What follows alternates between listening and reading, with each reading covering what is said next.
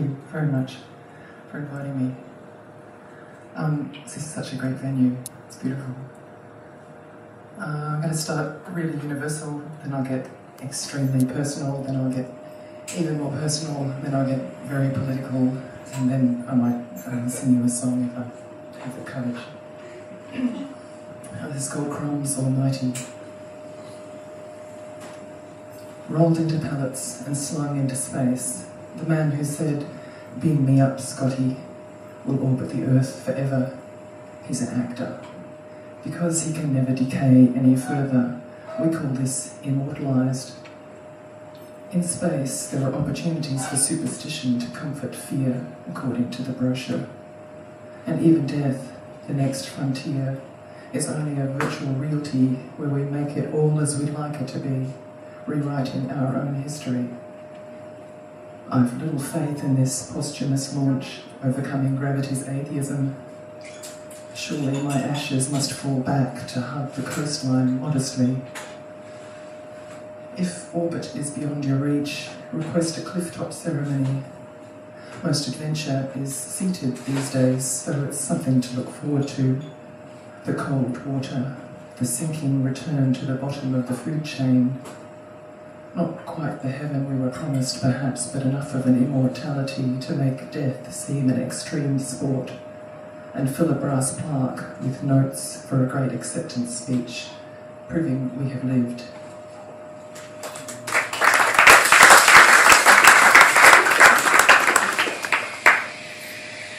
This is called Smuggler's Bonnet. It's about I wrote about what Laurie Coleman calls the vestigial heart. Smuggler's Bonnet. The place my fingers gladly guard, Smuggler's Cove, my cloven hoof. Woody and strong, it toughens me, a stain that's impossible to shift. The long chain of life lies down in me, space station that soothes the headless sea. And the cat likes to sleep on my little headland, this crook, the limb that invented home. This narrow fissure in the bone, above a private beach, and others like it, domesticate everything within reach. To make a country of myself, I swim, but my strokes never stitch the grieving water. Albatross wings follow me like flies tied to a flock of strings. For years I've worked my passage home, with the sounds of the sea always chafing the shore. When the moon relinquishes its bone, I lay my eggs above the tide, a country full of strangers. The sleeper cell awakes in me, a dog stiffening on the leash. A meerkat, a ferret could have me now, collapsing the wet sand into the sea for solitude reproaches. My heart approaches again and again with charcoal fingers its inbuilt cousin, pushing a flower of soil in my mouth, lining me with humus like a grave turned inside out.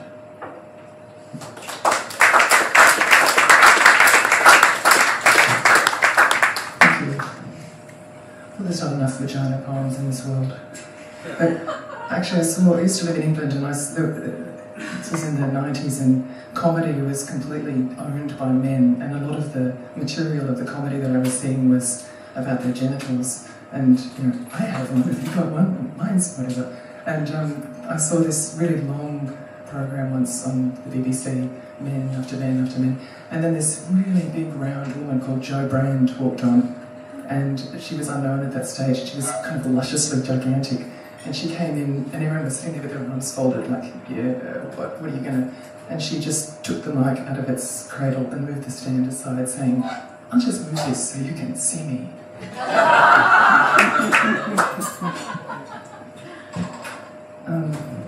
I'm from Brisbane, and I've been away for about a decade, living in Melbourne and Adelaide and Berlin and places like that. And my grandfather... This is for him, he was probably the first suicide off the Story Bridge because he was working on it and jumped off. They can tell if you jump or if you fall, because if you fall, you just, you lose your grip and you just straight down. but if you go land further out, that means that you jumped. His name was Christian. In my dream, I fall like you, dividing for a second or two the stacks of poster restanta water which flow around the piers like ice. I have revisited many times the scene of your crime against us all, for suicide is a punishment, and we have suffered.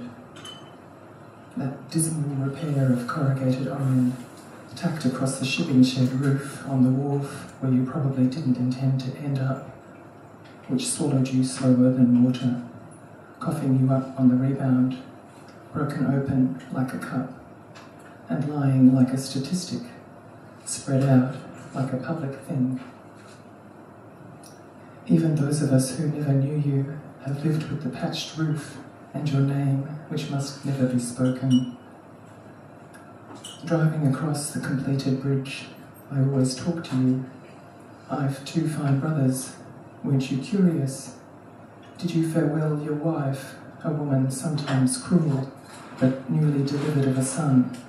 My youngest uncle, 3 weeks old, still lives alone. When Dad's immediate maternal progenitor, as our uncle called her, lay dying, I visited, only once. Watching your widow sink among pillows right in the centre of the bed, I began to cry. Vehemently nodding, "Good," she said, the last words of your generation for mine.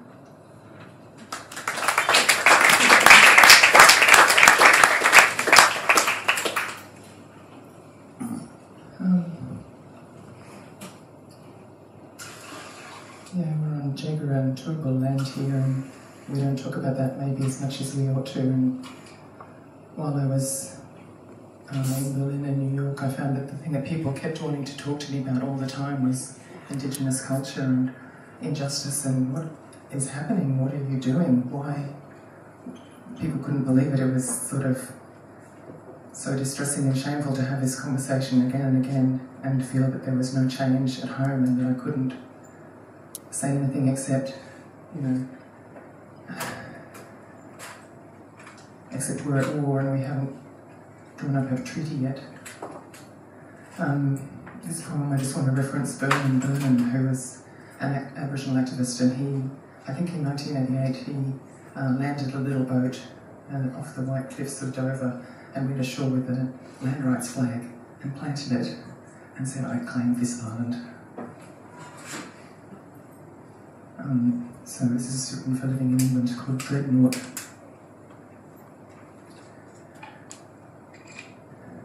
Europe is a frozen sea where I have walked on water.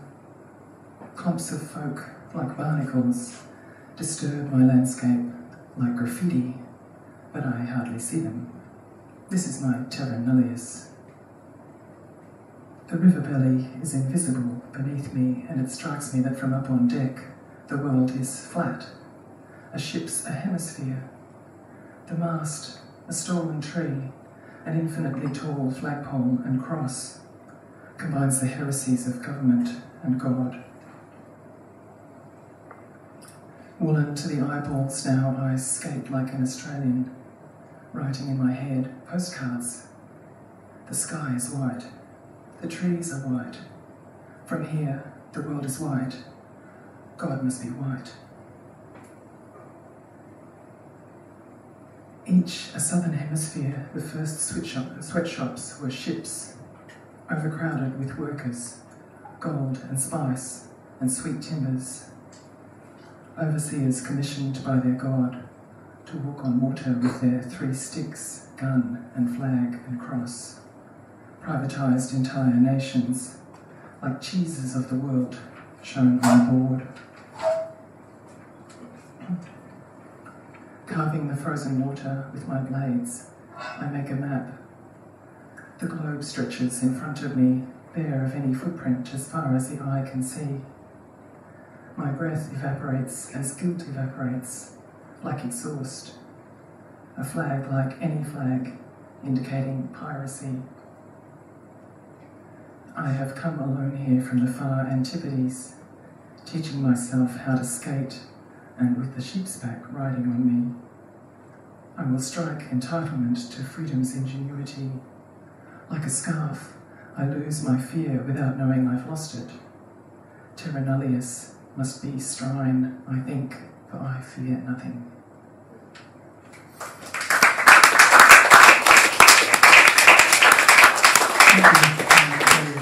Lovely audience. I recorded this album partly in New York and partly in Melbourne, and I recruited musicians. I was so terrified. I hadn't really been in a studio before, and I had all these songs that no one had heard, and I spent the first day in the studio crying like this with my guitar, and the producer saying, "We can't work on them unless you sing me a song," and I was like, "I'm trying." This is so overwhelming. And just kept calling in new musicians. I met people in jazz clubs and sort of just hit them up after their gig. You know, I've got a pipe dream of making an album. Would you like to come into a studio with me? And I met a couple of guys on the subway playing pots and pans, and a lady playing the saw, and dragged them. And then I needed backing vocals for this particular song, and I wanted to be really messy and loose, and because it was about the disasters of things. And I started hitting up all the guys that were hanging around the studio. They were all hanging around listening to what we were doing. And I said, "Can you do backing vocals? I'll buy you a beer." And like, no. And finally I went out to get some food, and I was thinking, what am I going to do? And this gorgeous, tall guy, black guy, standing on the corner, who was just standing there with his friends, and he said, "Hey, baby." And I said, "Do you want to come and sing backing vocals on this song that I'm about to record around the corners?" It's in Chelsea. And so he and his two friends came with me, and anyway, that's how the album happened. And so it's got about 30 people, and I'd really love you to have a listen. I'm very proud of it. It's called Hey Big Splendour, and you can just Google Cathoel and New Government. But the very first song was recorded in my parents' kitchen, just with me and my friend Chris Anderson. He just came with his microphone and his computer, and I played guitar.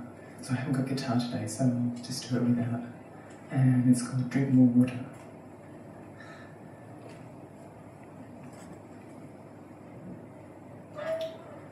Tuesdays I lie in bed with my ex. Have you got a t-shirt I can wear? She comes to the door again and we just let it ring.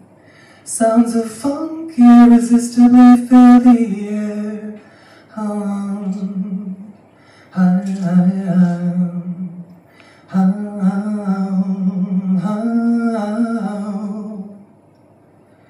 Tiny phone heats my pocket, a little tiny leash. Phone knows exactly where I am lying. And you gave me this jewelry so you can be in touch anytime without coming anywhere near me.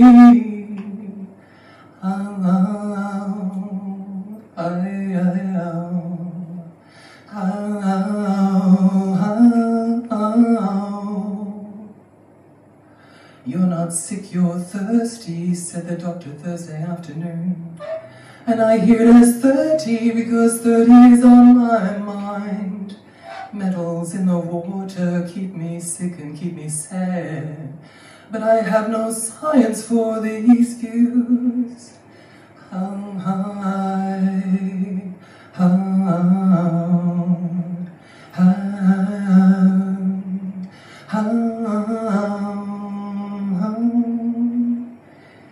Trees knock on the window like a suspicious spouse.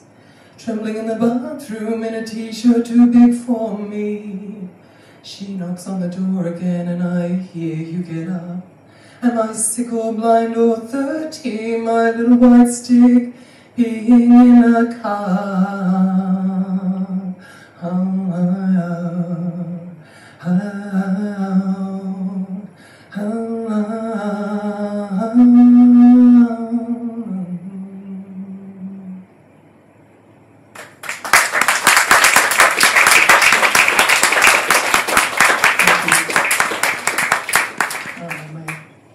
Book, which is on the table there. The other book is, I like to think of it as the first book of Facebook posts in the known universe. While I was in New York, I was Facebooking a lot. I just met somebody dressed like the Statue of Liberty, selling insurance on the street corner. And when I got back, my brother is a graphic designer, and he said, "I've made you this present, I'm not sure if you're going to like it." And he had laid out all my posts as a little tiny coffee table book. And once I read it in that context, first I thought, "Oh, that's a bit precious, jeez." And then when I read it as a whole, it sort of had a story arc and it had a philosophical trajectory. And then I came up with this title from something that a guy called Steve said to me when I made friends with him on the Staten Island ferry. And he said, "You Australians, you're always so friendly. In New York we hate each other." And I'm like, "Get out of my face, because there's too much of us." And I thought, there is too much of us. That's so true, it's so beautiful. And that's the story of life now, is that we have to find ways to keep loving each other and keep getting along. And the thing that surprised me in New York was the love. I expected it to be really a fearful experience, but people were so kind of open once you start talking to them. So it's there if you want to have a look. But this is my first book, Going for the Eggs in the Middle of the Night, and I'll just finish with a couple of poems from there. Well, thank you very much for your attention. And this is called Adrift. Ever since that first night when you let me share your peaceful tent, you have found something in me that I like. You have cooled me with your pure, clean, silent light. Your gaze shines in my blood like the moon on the water, and somehow everything I do otherwise since you. Your bed is like a lighted boat that sails when my mind is calm, a boat from an ancient country whose oars dip quietly into the dark water's silver.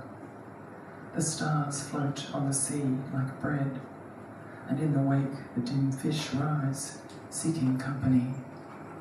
I want to cast myself adrift. I know now I am almost all water. This body is pining in me for its home that seats its hollow floor with ships, swinging and sighing, surging and sighing like birds with weighted wings, that seeds its lonely, untended beds with salt to raise the precious produce of the sea. I look back and long to dissolve myself back home into the indivisible splendour of the water that sheathes the burning earth, the dance in its lonely walk.